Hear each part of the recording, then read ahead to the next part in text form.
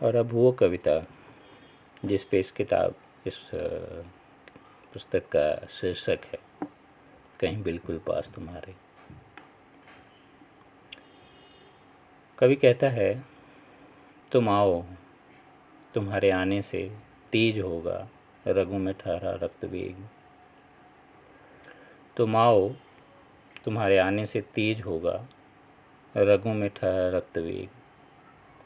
रक्त में जन्मेंगे इच्छाएं, इच्छाओं में लगेंगे फूल, फूल पर गिरेगी सुबह की ओस। लंबी यात्राओं से लौटेगी, फूल पर पसर जाएगी तितली। कितनी खूबसूरती से ये बोला गया है, लिखा गया है।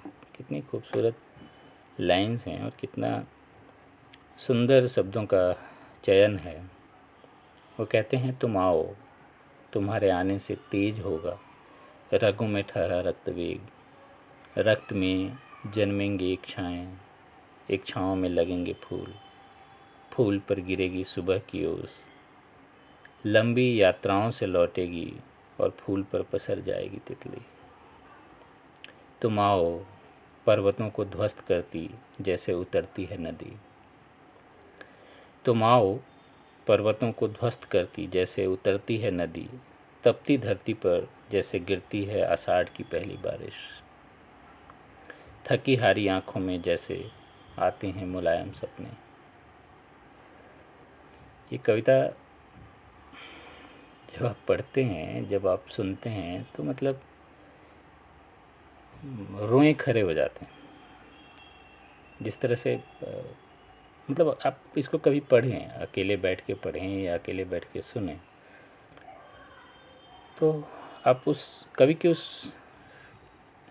मतलब कवि को जो कहना चाहता है वो फील कर पाएंगे। या अगर आपने कभी कहना चाहा होगा तो शायद आपके शब्दों की अभिव्यक्ति है। और ऑफकोर्स चयन ध्रुव जी का है या अभिव्यक्ति उनकी है, बट भावनाएं आप ही की हैं जो अभिव्यक्त हो रही हैं।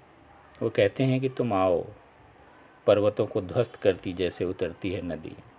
तपती धरती पर जैसे गिरती है आषाढ़ की पहली बारिश। थकी हारी आंखों में जैसे आते हैं मुलायम सपने। तुम आओ, वहीं मिलूंगा मैं, तुम्हारे होठों, तुम्हारे कंधों को गुदगुदाता। तुम आओ, वहीं मिलूंगा मैं, तुम्हारे होठों, तुम्हारे कंधों को गुदगुदाता। फूलों, तितलियों और बारिश के बीच, हवा की तरह, कहीं बिल्कुल पास तुम्हारे, कहीं बिल्कुल पास तुम्हारे।